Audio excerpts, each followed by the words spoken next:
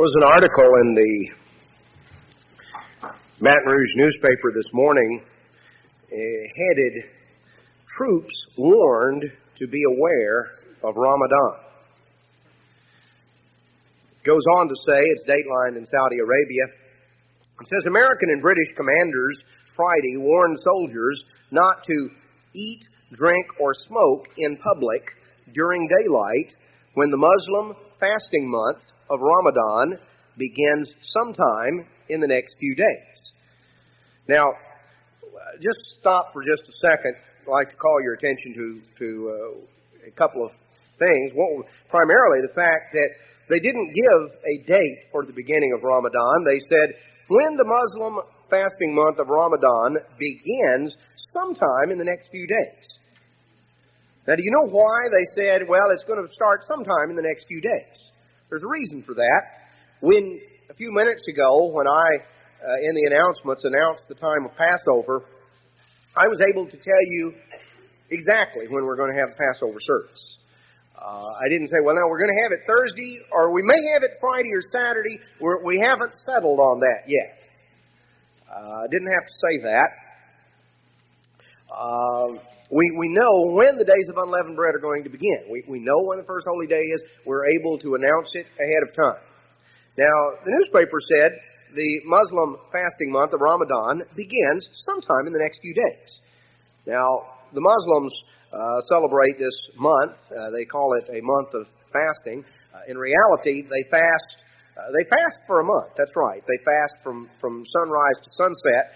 They feast all evening, and then they fast during the daytime. Now that's not really that rough. You can eat as much as you want between sunset and sunrise. In fact, they have quite a festive party, every evening. But from sunrise to sunset, during the daylight portion, needless to say, the whole nation of Saudi Arabia just kind of shuts down for the month. There's not a whole lot going on during the day. In fact, what it amounts to is, in a lot of cases, many of them will everything works on short schedule, because a lot of them will take time off and sleep quite a bit during the day because they're going to stay up all night and make the best of the only time they have to eat. So it really, chances are, depending on when you had supper last night, you may have fasted from sunset to sunrise. That's not uncommon, If you had an early supper, you may not have considered that you were really depriving yourself and really fasting. If you ate supper and a few hours later you went to bed, I got up this morning and it was after sunrise before you had your morning cup of coffee, then you'd fasted just like they had. You just kind of reversed it there. So anyway, it's not quite as rigorous as some of the Americans who were commenting on it. They thought that was awfully rough. Somebody had to fast all day, but not as bad as they may think. Now, the article goes on to say, because I made comment of the fact that they're not sure when it's going to start. And we are sure when our festivals are going to start. Now, there's a reason why not. Said, Ramadan is a movable fast. It begins on Saturday if the crescent moon is sighted Friday night by at least 2 men who must testify before an Islamic tribunal. Otherwise, it begins on Sunday. Now, you know why that is? They are observing the new moon. And the new moon is that first little faint crescent that appears. And depending on whether or not 2 of them could see it, there had to be at least 2 who claimed to see it. Now, I would suspect that from what I've read of the situation in Kuwait right now, that it could be a full moon. And they still may have trouble seeing it with all the black smoke in the air.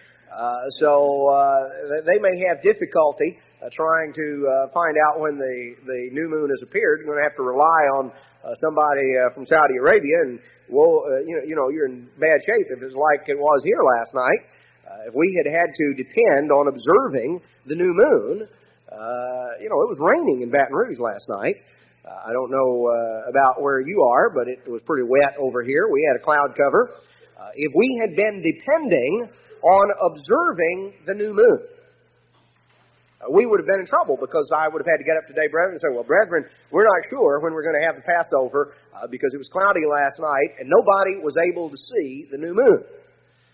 And this is, of course, the problem that they run into.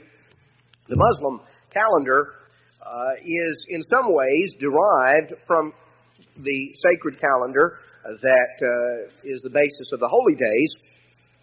But except for one fact, it is strictly a lunar calendar. It is strictly based on the moon, and it is not based on calculation, but rather on observation. So, depending on the evening and depending on whether or not you can see, there have to be at least two good Muslims who can testify that they saw it. And if they are able to see it, well, then they will begin their count. Now, whether they saw it or not, last night was a new moon. That's why today is the first day of the sacred year. And that's why we know when we're going to observe the Passover and when we are going to observe God's annual festivals. We're entering the festival season, and certainly here today in a special way. I would like today to focus our attention on some of the instructions that God gives us regarding the festivals in general, regarding our observation of the festivals, and particularly the Feast of Unleavened Bread and the Passover season, which is coming. Now, in Genesis chapter 1, we're told, of course, that in the beginning God created the heavens and the earth. We find that God began the process of going through the 7 days, is what are called the 7 days of creation, which in the most literal sense was really a recreating, because God had created the heavens and the earth in the beginning. The Bible does not date that period, but we know from putting it together with other scriptures in Isaiah 14 and other places, Ezekiel 28, Revelation 12, we know that there was a world, a pre-Adamic world, a world that existed prior to the time of God creating Adam and Eve upon the earth. There was a time, there was a world that was under the rulership of Lucifer and his angels. That world may very well have lasted for even billions of years. The Bible does not define that. And frankly, when you're talking in terms of that sort of time, that is time that is incomprehensible on the human level. But the point remains that ultimately Lucifer rebelled, and there was a destruction that took place. And then God stepped in and in 6 days reformed and refashioned and made suitable for human habitation this earth and this solar system. And finally, on the 6th day, introduced human life in the form of Adam and Eve, and then rested on the Sabbath. And that is detailed in a day-by-day account in Genesis chapter 1. And in Genesis chapter 1 and verse 14, we're told, God said, "Let there be lights in the firmament," or in the expanse of the heaven. Let there be two lights that appear clearly and distinctly in the sky, that will serve to divide the day from the night. And let them be for signs and for seasons and for days and years. Let them be for signs and for seasons and for days and for years. And let them be for lights in the firmament of the heaven to give light upon the earth. And it was so, and God made or appointed the two great lights. The greater light to rule the day, the lesser light to rule the night, and the stars. So, here we have this was the fourth day.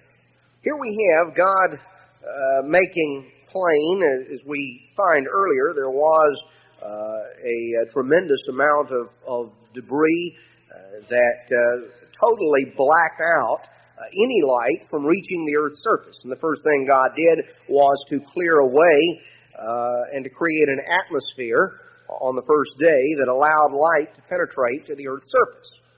Now, there were other things that were involved, which undoubtedly involved both the establishing of the tilt of the earth's axis, the ordering of the moon's orbit around the earth and the earth's orbit around the sun. All were fixed in the way that we are conscious of them today. And God made it so, and the sun and the moon are there not only to give light in daytime and at night, but they are there for signs and for seasons and for days and for years. Now, what does that mean? Well, the word for signs here is a word that is a sort of a broad word. It is used throughout the Hebrew word for signs is a word used throughout the Old Testament that relates to signs or something that is a sign or is a mark. It's derived from the same word that's used in Genesis 4 when it talks about God setting up a mark for Cain. It is something to identify. God put and appointed the sun and the moon in their in the way that they function, the moon in its orbit and the earth in its orbit around the sun, the movements that appear to take place from the perspective of the earth. God established those for the purpose of identifying certain things. This word signs does not have some sort of astrological significance or something of that sort. It doesn't mean some days are lucky and some are unlucky. It means that they are there for the purpose of identity. They identify and are the basis of defining all of the things that relate to time. If you think about it, time is something that relates to man and it relates to the earth.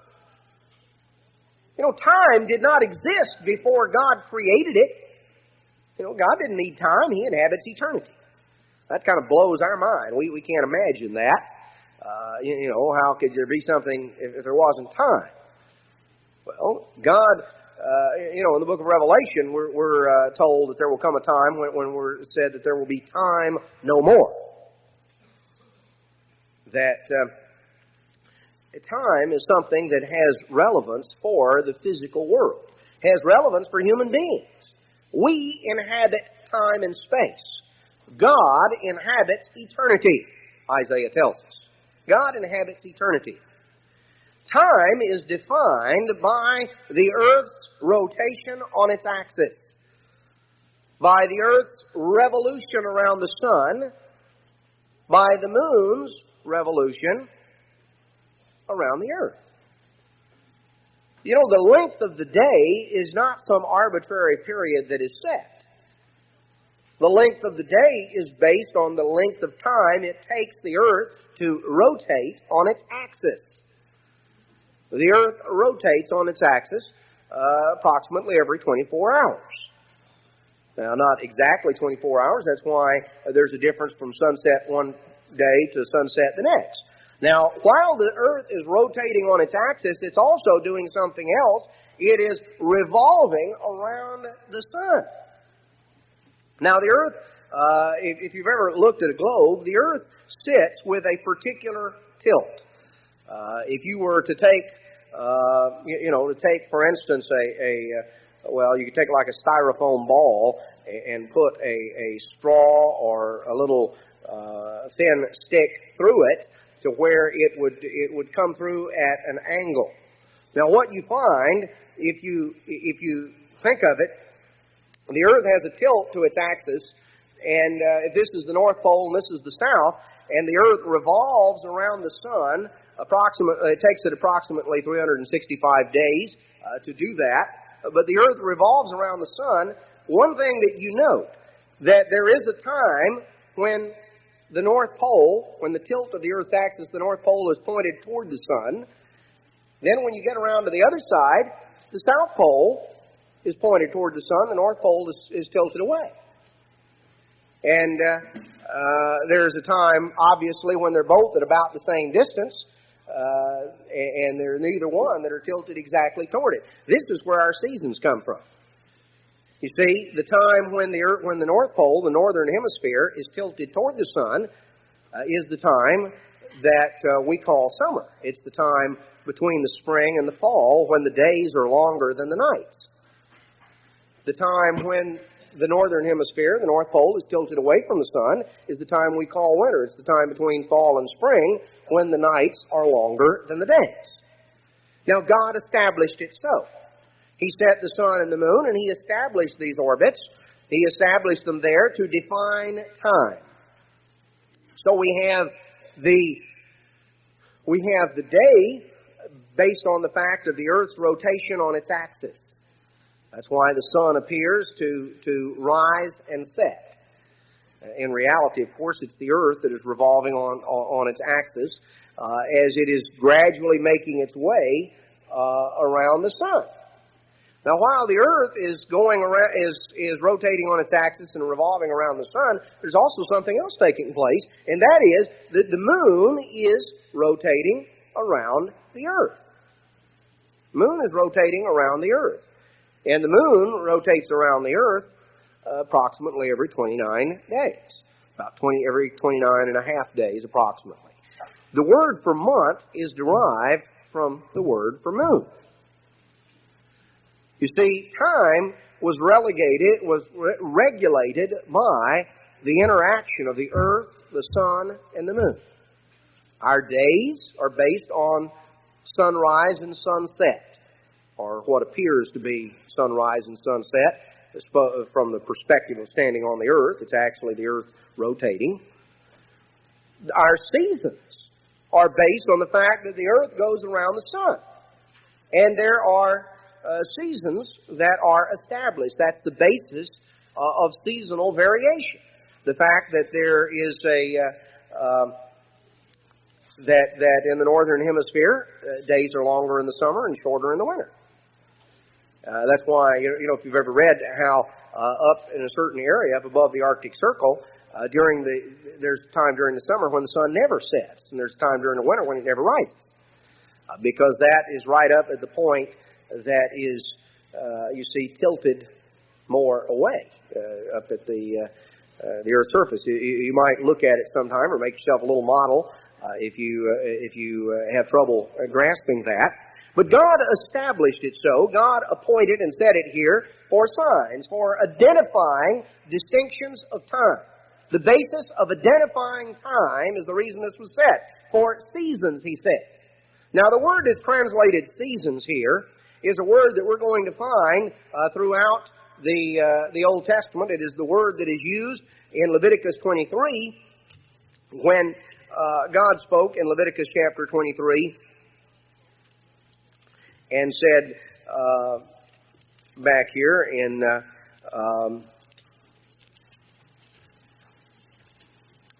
verse 2, Leviticus 23, verses 1 and 2, the Eternal spoke unto Moses, saying, Speak unto the children of Israel, and say unto them, The appointed seasons of the Eternal, which you shall proclaim to be holy convocations, even these are my appointed seasons. Now, the word seasons here in Leviticus 23:2 is exactly the same word that is used for seasons right here in Genesis chapter 1 and verse 14. The seasons had to do with the appointed times. God's festivals are referred to as appointed seasons because there is a seasonal basis to God's festivals. And we're going to see that a little more clearly as we go through why God set it so. Now, the newspaper referred to the fact that Ramadan is a movable feast. And it is, or a movable fast. They did not explain why. Mohammed, in the 7th century, sought to copy the Jewish calendar, the Hebrew calendar. He didn't get it quite right. He figured out the lunar part of it, but the calendar takes a little bit of calculation because it is both a solar and a lunar calendar. He couldn't figure out how to correlate the two, and so he just kept it on a strictly lunar basis, which means that it has no connection with the seasons. You see, if you have a 30-day month, 12 30-day months is 360 days. And actually, a lunar month would be slightly less than that. It would be about 355 days would be the average length of a lunar year. Because a lunar month is only about 29 and a half days, which means, 29 days one month, 30 days the next month. Evens out. Because that's how long it takes the moon to go around the earth. Now, if you just calculate on that basis, if it takes the earth 365 plus days, 365 days, 6 hours, some few minutes, some few seconds to go around the sun, and it only, 12 lunar months is only about 355 days, that means you're going to be losing about 10 days a year. Which means you see that you lose seasonal sequence. You can call a day, whatever it is, you can call a day December the 1st, but it doesn't make it winter. And if there is a 10-day variation, that means in 3 years you've lost the equivalent of a month. That means in 9 years you've lost the equivalent of 3 months. And so the dead of winter has moved from December all the way back to March. You would have no basis to being able to figure out, can you imagine trying to figure out the time of the year to plant and to harvest? I mean, the months would be, in one sense, irrelevant because they wouldn't bear any resemblance to they wouldn't bear any resemblance to the seasons. You would lose a month about every 3 years, which means what? About every 36 years you'd lose an entire year. You would have gone back to starting over. That's why that anybody who ever tries to calculate Muslim dates, because they use their own calendar, anybody that ever tries to calculate Muslim dates and equate them with dates used in the rest of the world has a nightmare because it's such a complicated thing because they lose a year about every 35 years that just simply drops out. So their days or their festival dates just kind of float through the year. They're not anchored to the seasons. Now, what God said in Leviticus 23 that we just read was He said, and you see, we tend to read over some of that and not to necessarily get the significance of it, but He says, "Speak to the children of Israel and say unto them, the appointed seasons of the eternal, which you shall proclaim to be holy convocations, even these are my appointed seasons." I'm reading it out of the Jewish translation because the King James renders it slightly different. It says, "The feasts of the eternal, which you shall proclaim to be holy convocations, these are my feasts." But the Jewish translation renders it seasons, and it is the word that is used in Genesis 1:14. These are God's appointed seasons, His festivals, but the holy convocations are to be proclaimed in their seasons. You are in verse 4. In verse 4, it says, "These are the appointed seasons of the eternal, even holy convocations, which you shall proclaim in their appointed season." You see, there is a seasonal significance as to why God's festivals come when they do. God didn't just flip a coin. He didn't decide in some arbitrary manner. There is a spiritual lesson to be learned by the way that God established it. Now, God set things in motion. We don't have to observe in the sense of seeing the new moon to know that it occurred. Because you see, God set things in motion in a very precise way. The dates of God's festivals can be calculated centuries in advance or centuries in the past because everything works with mathematical precision. We don't have to guess how long it's going to take the earth to revolve around the sun or how long it's going to take the moon to go around the earth. or how long it's going to take the earth to rotate on its axis. Those are things that can be calculated right to the second. They literally can be, because God set things to where they work. You know, man can make a train run pretty much on time. You know, sometimes some places and some areas they talk about, well, you can set your watch by that. Well, maybe you can, maybe you can't. Maybe off a few seconds, maybe off a minute, but it's pretty precise. Now, I don't think we have too many that run on that kind of precision today, but there was a time when certain engineers and railroads prided themselves on the fact that it ran on time. Well, you know, if man can make a train to run on time, don't you think God can make the universe to run on time? The universe defines time.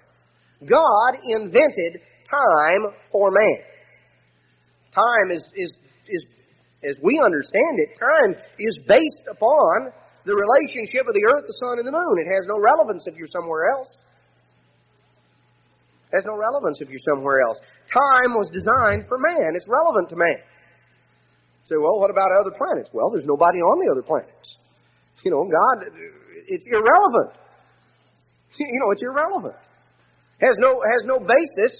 You know, how many other planets have you been to? Has no relevance. It's relevant for us because God made man upon the earth.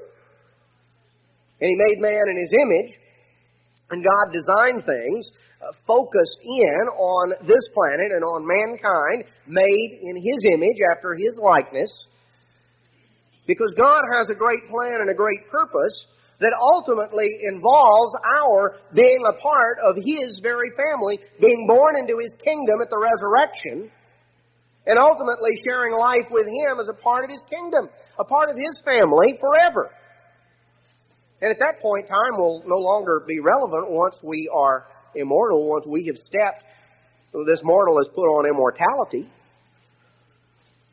Once that has occurred, time won't be relevant to us anymore because we won't age, we won't deteriorate, we won't decay. Time is relevant to us because we're physical. Now, God established it so, and He established a seasonal basis. We're told in the book of Romans, chapter 3, verse 1, what advantage then has the Jew? Or what profit is there of circumcision? Much every way, chiefly because that unto them were committed the oracles of God. What is the advantage of the Jew? Unto them were committed the oracles of God, or the Word of God. That's what oracle means, the Word. Now, the oracles of God that were committed to the Jews relate specifically to three things. One thing that was committed to the Jews, the oracles of God, first thing, was the Holy Scriptures, the books of the Bible that we recognize, that we term the Old Testament, the Holy Scriptures. The written Word of God. God committed that to the Jews. And it goes on to tell us in Romans 3, what if some of them didn't believe it? Doesn't matter. God used them to preserve it, to preserve the oracles of God, the Word of God, whether they understood it or believed it or not, that was irrelevant. God used them to preserve it. They were entrusted with it. They were entrusted with the written Word of God, the Old Testament. But you know they were entrusted with other things too. Two other things that were not written. They were entrusted with a knowledge of which day is the Sabbath. You may say, well, that's in the Bible. It says the seventh day. That's right. Which day is the seventh day? If you were dropped down in the middle of a desert island, you know, and had no consciousness of time, had been, kept away from a watch or anything, had no consciousness of time, you were dropped down somewhere and you didn't know what day it was, how would you figure out which day was the Sabbath? Well, you couldn't. There's no way you can look at a sunset and tell, oh, this is Tuesday, I can tell, because, boy, the sun goes down. You can't tell. The only way that you know which day is the Sabbath is because the sequence of the week has been kept and observed by someone every generation, every week, stretching all the way back to antiquity.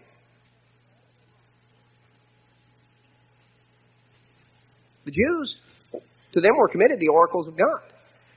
Part of that included the knowledge of the 7-day week. Which day is the first day, the second day, the third day, right on through the Sabbath. So they have preserved that knowledge. They've preserved that knowledge. God made it very plain to them in Exodus chapter 16, you remember, and some of them kind of scratch their head and say, well, I'm not sure, how do we know that the Sabbath day we're observing is really the one that was established at creation? We've been in Egypt a long time. A lot of things got mixed up. Well, God made it very plain. He did the miracle of the manna. He got a double portion on Friday, and none came on Saturday. That happened for 40 years. By the time the end of 40 years, anybody ought to have been able to figure out, I think this is the seventh day. I think we can figure that out because every 7 days no manna comes, and every 6 days, on the sixth day, a double portion comes, and on the seventh day, none comes. So after a while, you kind of figure, this is evidently the seventh day. God made it very plain. And they maintained that. Certainly Jesus Christ knew which day it was. He observed the same day they observed on the Sabbath, the New Testament church. But they maintained the oracles of God, the knowledge of the seventh day. They also preserved the knowledge of the calendar, of calculating the sacred calendar. Because again, where do you start? How do you know? How do you figure out the calendar? Well, this is knowledge that God revealed to Moses and was preserved in the priesthood. It was not written down. It was not something that the individuals needed to know, needed to calculate for themselves. God told Moses that the priesthood was to announce to the people, these are the appointed seasons of the Lord. He says, these are the appointed seasons which you shall proclaim in their seasons. So, the priesthood was to announce those occasions at the appropriate time.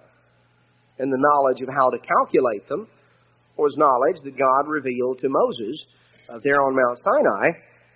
And Moses taught to Aaron and to the priesthood and was maintained by the priesthood down until after the time of Christ and down until the destruction of Jerusalem, at which point it was finally written down. It was preserved as oral instruction to the priesthood until the point where they were on the verge of being scattered, and then they wrote it down. Because there was no longer the basis of being able to do it there in Jerusalem in the way that they had done before. So the calculations were written down and have been preserved in written form by the Jewish community. But God's festivals have a seasonal nature. These are to be proclaimed in their seasons. And God established it so. He established the sun and the moon for signs, for the purposes of identifying time, for seasons. Both the natural seasons as we think of them, and specifically for the festival seasons, and for days and for years. The day being based on sunrise and sunset, and the year based on the earth's revolution around the sun. They are there as a basis of understanding and defining time as it relates to human beings.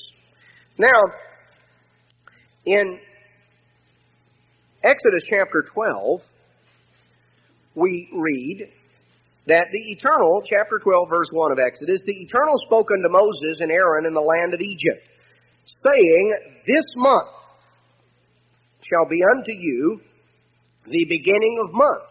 It shall be the first month of the year to you. Speak unto all the congregation, saying, in the 10th day of this month they shall take every man a lamb according to their father's house, a lamb for a household. Now, why did he stress, this month shall be to you the beginning of months? Because it represented a change. Represented a change. And there is a reason. Now, the specific month that God established here as the first month is a month that we're told at various other times in the Scripture was to be called the month Abib. A-B-I-B. Sometimes you'll see it rendered Nisan, which is that's the Babylonian or Chaldean name for the same month. Abib is the Hebrew name, and is the term that's normally used in the Bible. Certainly used prior to the Babylonian captivity. It's the original Hebrew term. Now, that month was set aside as the beginning of months here in Exodus 12. That's in the spring. That's this season of the year. That was not historically when they commemorated the beginning of the year. Have you ever noticed that many times the Feast of Trumpets is referred to as, quote, Jewish New Year? Have you ever wondered why it's sometimes called Jewish New Year? Well, it goes back to the understanding. The Jews understand that for the basis of the festivals and the basis of the sacred year, that this month is the beginning of months. They understand that. But they've also preserved the knowledge that for the civil year, for many purposes in terms of the civil year, they continued to use the fall. Now, that dates back historically to the beginning, because they have maintained the tradition that the creation account, the creation of Adam and mankind, occurred in the fall. If you just think about it a little bit, that would certainly be logical.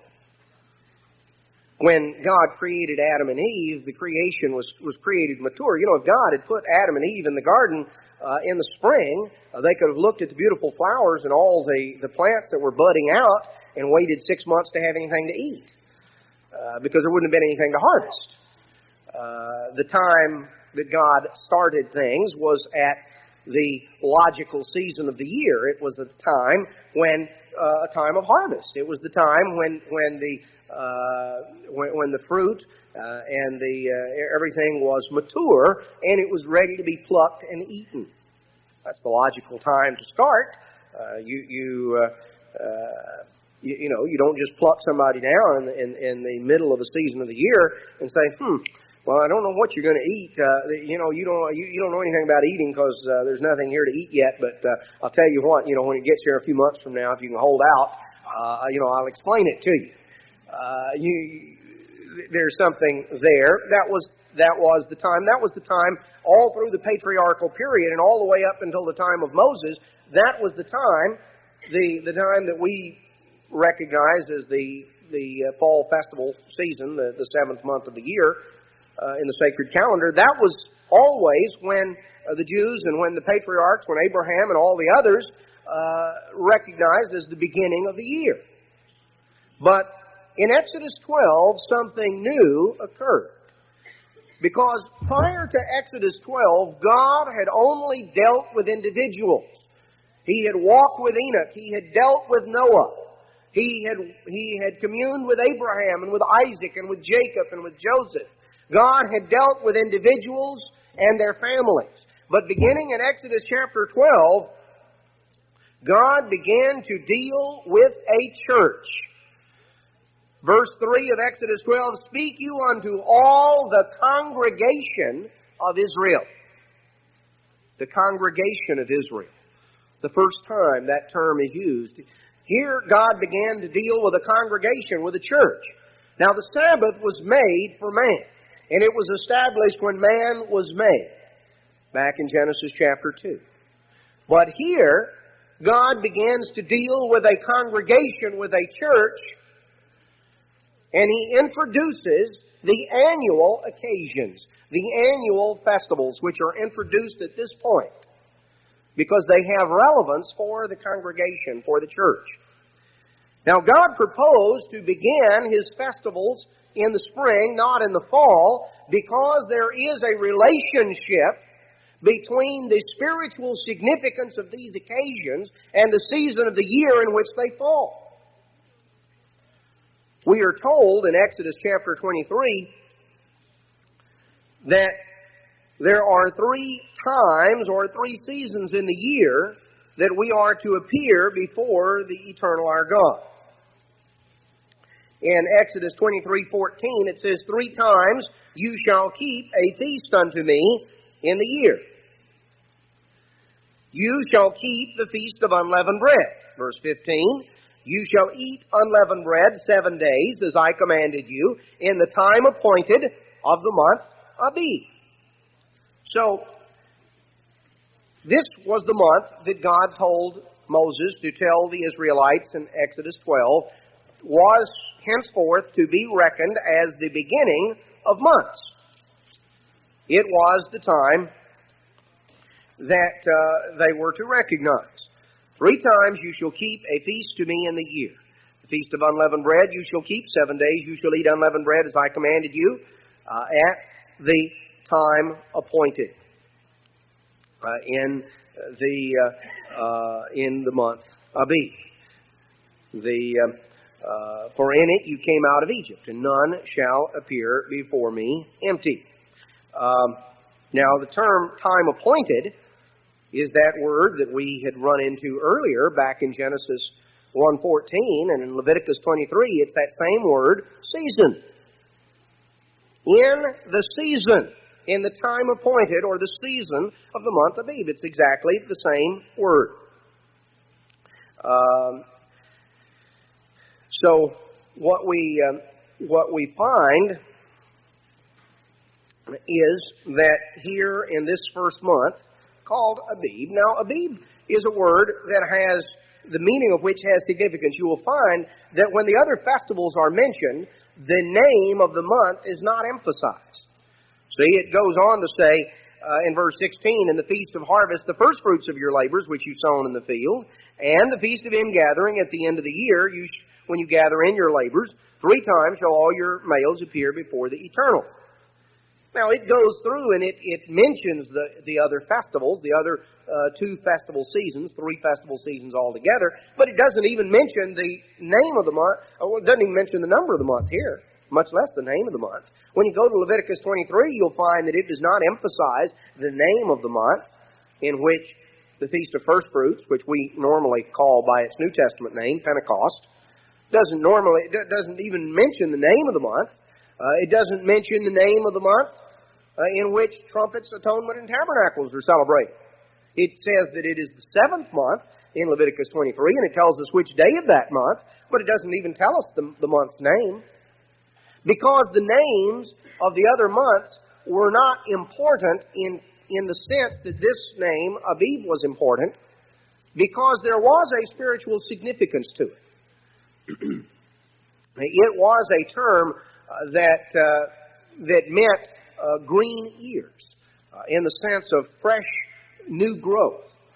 It is related, as any of you farm, you plant, and you eagerly anticipate when you see those fresh green shoots first beginning to come up.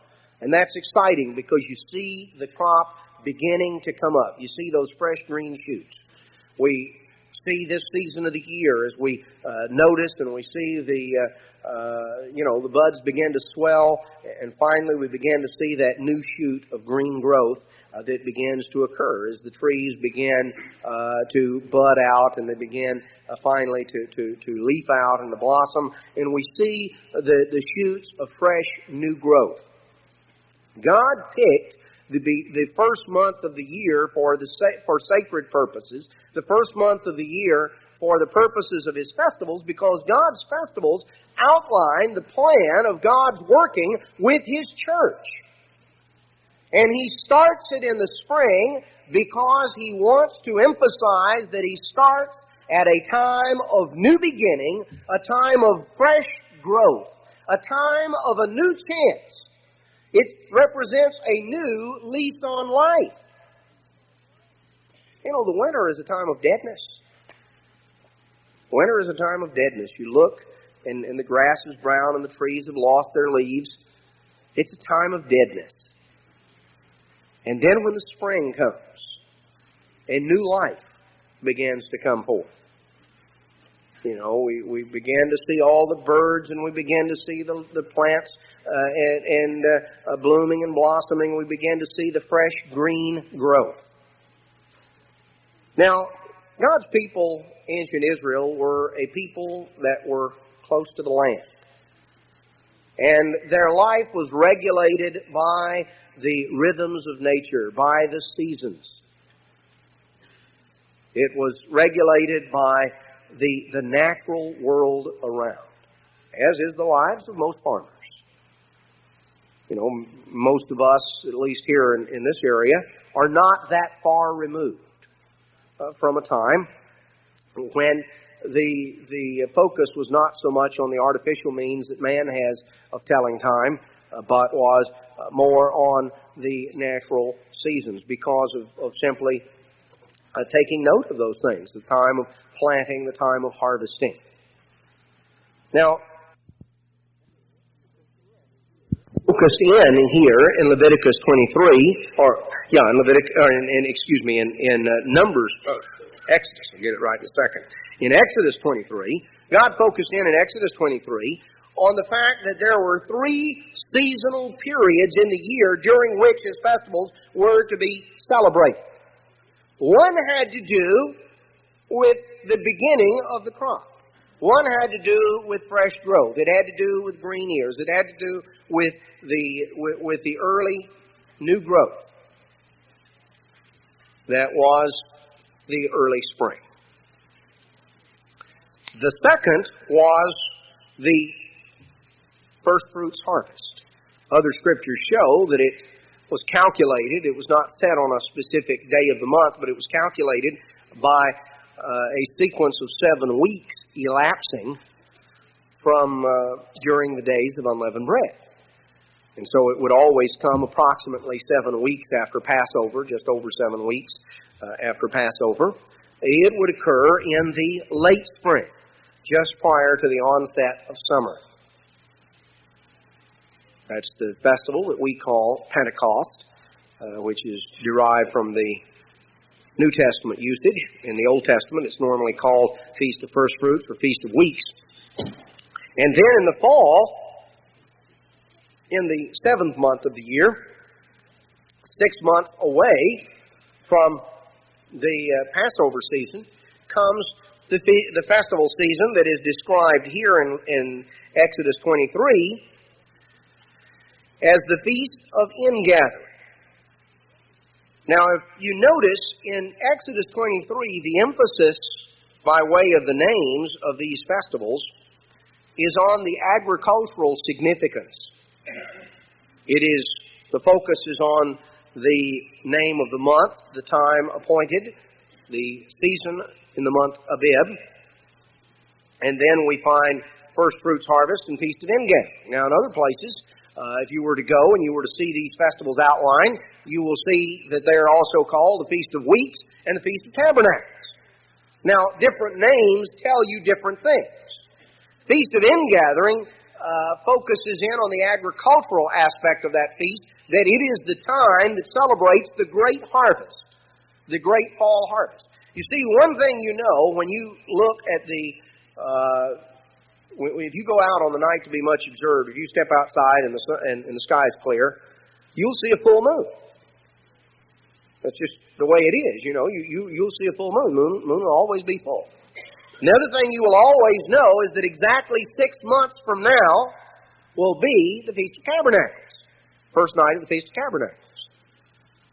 I remember over the years, one of the things that my family and I enjoyed in Big Sandy, walking out of the tabernacle in the evening after the first service that began the Feast of Tabernacles, and we could look and up over the pine trees back in the Piney Woods campground. We could see a big full moon, and generally the skies were clear enough that you could see that very beautiful sight.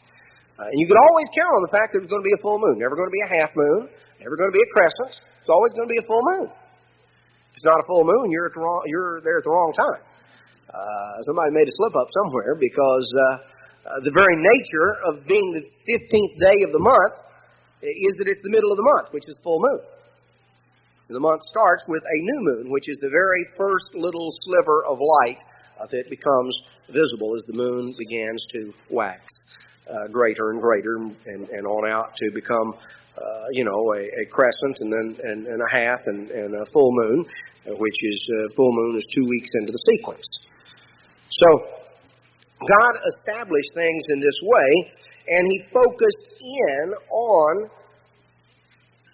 His plan as defined agriculturally. A time of fresh start, a time of new growth, a time that represents, secondly, the Pentecost season, a time of the harvest of the first fruits, a small harvest, an early harvest, the celebration of completion of that. The final festival season, the third festival season in the fall, focuses in on the great celebration of the great ingathering, the great final harvest. Just as we understand that the early spring festivals, the Passover and the Days of Unleavened Bread, focus in on the beginning of God's plan, our opportunity to have a fresh start, a new lease on life. The Pentecost season focuses in on God calling out a church. That's why there's only a handful being called in this age. That's the first fruits. God is calling out simply a first fruits. That's the beginning of His plan.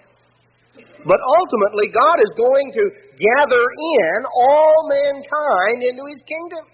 And the fall festivals focus in on a time of great celebration, the time when all humanity will be gathered in to be under the rulership of the kingdom of God. And so we focus in these three seasonal accounts.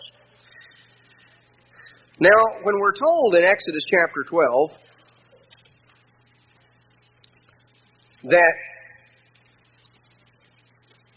instructions were given in terms of each household was to take a lamb, and they were, in verse 6, to keep it until the 14th day of the same month, and the whole congregation was to kill it at dusk, and they were to take of the blood and to put it on the side posts of the house, and they were to not allow anything to remain until morning, verse 10. And we're told that it was to be eaten in haste, verse 11. It is the Eternal's Passover. Verse 12, for I will go through the land of Egypt in that night, and I will smite all the firstborn in the land of Egypt, both man and beast. And against all the gods of Egypt I will execute judgment. I am the Eternal. And the blood shall be to you for a token upon the houses where you are. And when I see the blood, I will pass over you, and there shall no plague be upon you to destroy you. When I smite the land of Egypt, this day shall be unto you for a memorial. You shall keep it a feast to the Eternal throughout your generations. Keep it a feast by an ordinance forever. 7 days shall you eat unleavened bread. Howbeit the first day you shall put away leaven out of your houses. Whosoever eats leavened bread from the first day until the seventh day, that soul shall be cut off from Israel. In the first day there shall be to you a holy convocation, and in the seventh day a holy convocation. No manner of work shall be done in them except that which every man must eat. That only may be done of you. You notice in Leviticus 23 when it goes through that it makes a distinction between the annual festivals and the weekly Sabbath. You might go through there and notice because there is a distinction that is made in terms of work. That the Sabbath on the annual festivals, with the exception, of course, of the Day of Atonement, there is permitted a degree of food preparation that is not appropriate. Certainly not appropriate for atonement because we don't prepare any food at all, don't eat any food. But it's also not appropriate for the weekly Sabbath. It mentions that in Leviticus 23, that there is a distinction that is there because it makes the distinction on the other festivals except in terms of food, that it is appropriate that more cooking and more food preparation be done on those occasions because they are they are annual festive occasions. And when a holy day, when an annual festival coincides with a weekly Sabbath, the annual festival takes precedence over the weekly Sabbath because the annual occasions are called high Sabbaths. They are high days. They are days that stand out. In other words, if the Day of Atonement lands on a weekly Sabbath, well, atonement takes precedence. We fast on atonement, even though maybe we don't normally fast on the Sabbath. If the first day of unleavened bread comes on the weekly Sabbath, which it does this year, then there are things that relating to the festival that are appropriate to do that go beyond what we would normally do, let's say on the weekly Sabbath. But it is the beginning of the festival season here, the days of unleavened bread. And we're told that in verse 17, you shall observe the feast of unleavened bread. In this selfsame day I brought your hosts out of the land of Egypt, wherefore you shall observe this day throughout your generation by an ordinance forever. In the first month, on the 14th day of the month at evening, in other words, at evening at the close of the 14th day, which begins the 15th, you're to eat unleavened bread until the 21st day of the month at evening. In other words, when the sun sets at the conclusion of the 21st day, 7 days there's to be no leaven found in your houses. Whosoever eats that which is leavened, that soul shall be cut off from the congregation. Verse 20, you shall eat nothing leavened. In all your habitation shall you eat unleavened bread. Now we find that there are three aspects of the commandment relating to unleavened bread that are to be noted. One is we are to have put away leavening out of our homes. We are to unleaven. Now the word leavening in the Hebrew language is a word that is derived from a term that means to ferment. It relates directly to the leavening process in bread, which is a fermentation-type process that utilizes yeast. The common method, of course, used by the ancient Israelites was what we would term sourdough. They didn't run down to the store and buy a package of Flashman's yeast. They didn't, reach in their cupboard and pull out baking soda or baking powder. Those are modern derivatives to accomplish what they accomplished the old way by either saving back starter or by mixing up a mixture of, flour and water and a little sweetener. You mix that up and set it out, and it'll leaven. You can make your own starter. That's just the way it works. You set it out because there are yeast spores in the air, and it'll begin to bubble and work in a little while, and you can have sourdough starter, and you can save back starter and use it as the basis of new bread, or you can start from scratch. That's why unleavened bread was normally the bread of haste. If you wanted to make bread in a hurry, you made it unleavened because you didn't have time to let it set out and rise. You didn't have time to let it sour, and you didn't have time to let it rise. So if they were in a hurry, they made unleavened bread. We'll see that. May even take a sermon to even go through some of the significance of unleavened bread. We're to get rid of the leavening. We are to avoid eating leavening during these days. And thirdly, we are to eat, as a positive command, we're to eat unleavened bread. See, that's what it tells us here in Exodus 12, three aspects. Get rid of the leavening, don't eat leavening, and in its place, to eat unleavened bread. See, it's not just the days of no bread at all, because that misses part of the significance.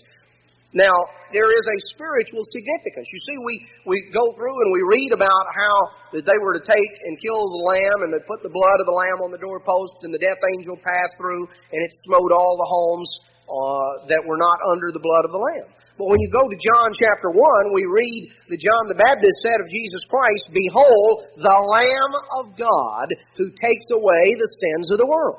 Jesus Christ came as the personification of the Lamb of God. He came to take away the sins of the world, because by the shedding of the blood of bulls and goats, there is no remission of sin. We went through the book of Hebrews this past Tuesday evening, and we went through the fact that there is only a remembrance made of sin. We focus on the fact that we have sinned, and that the shedding of blood is necessary for the penalty to be paid, because the wages of sin is death. But the blood of a bull or a goat doesn't wash away sin.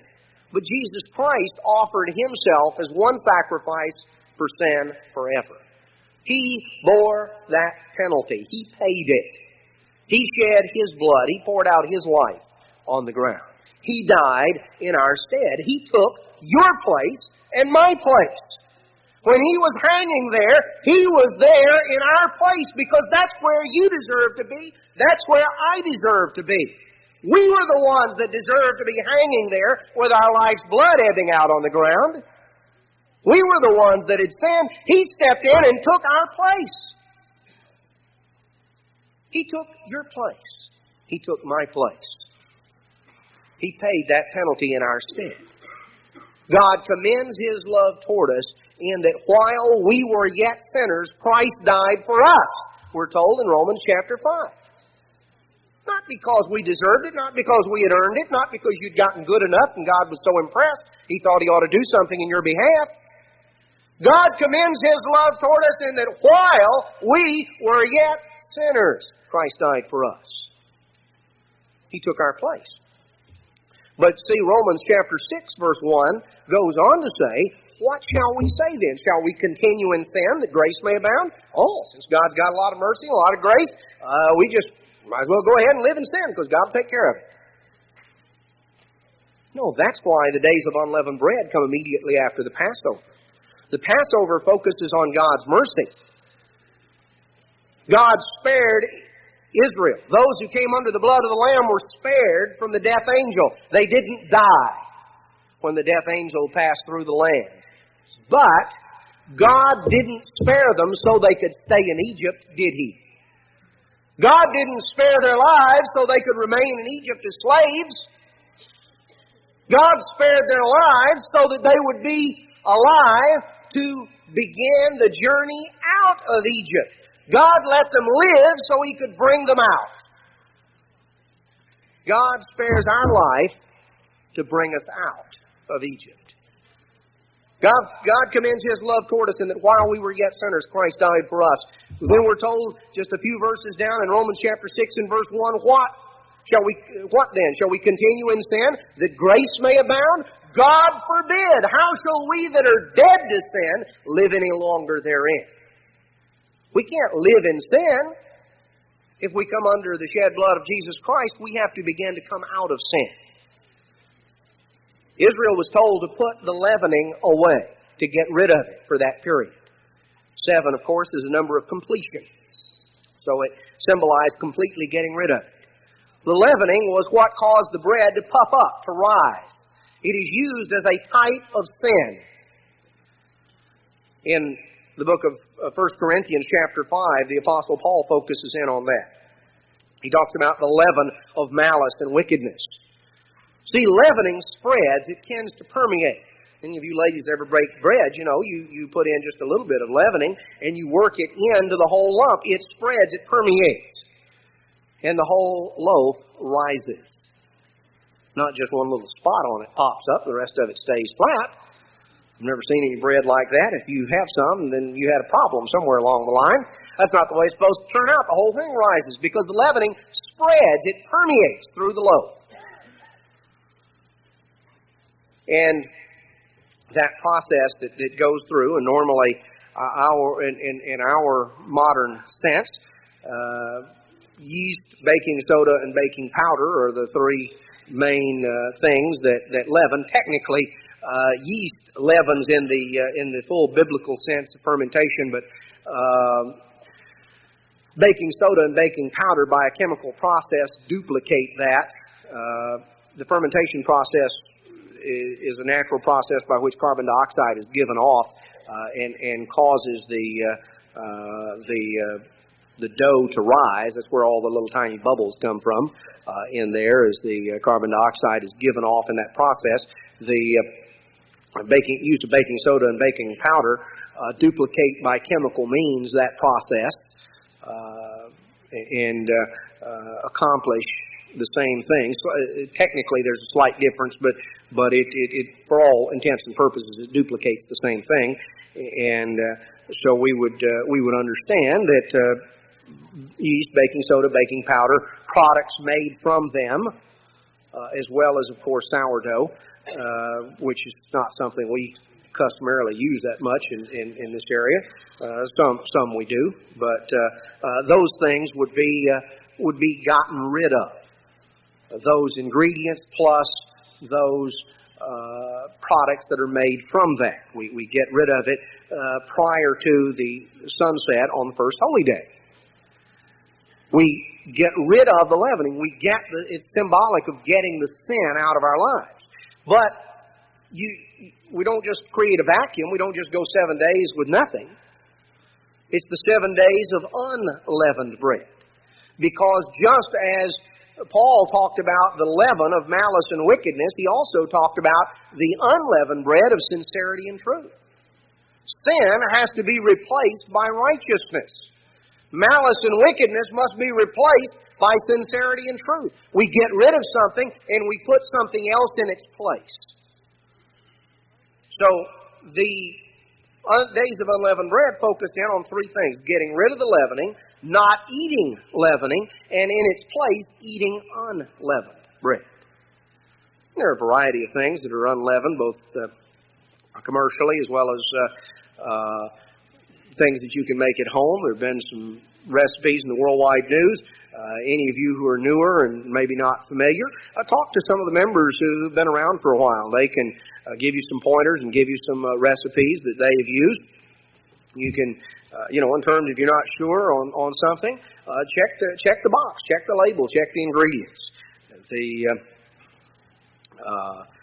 Normally it'll say yeast or baking soda, baking powder, or it may say bicarbonate of soda, which is just simply baking soda.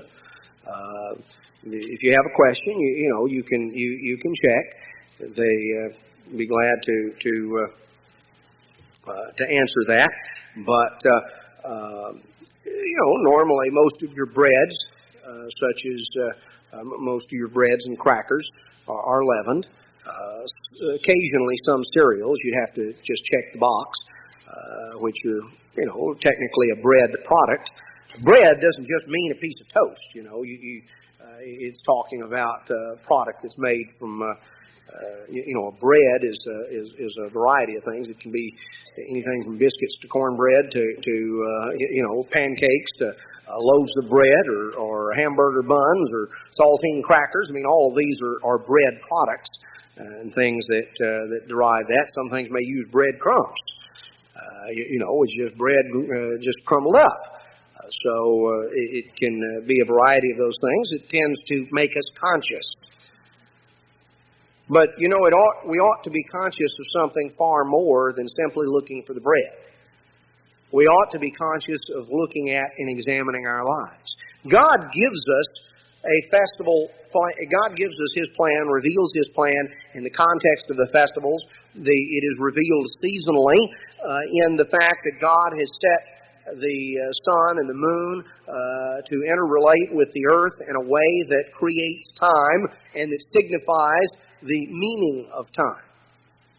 God has a plan and a purpose.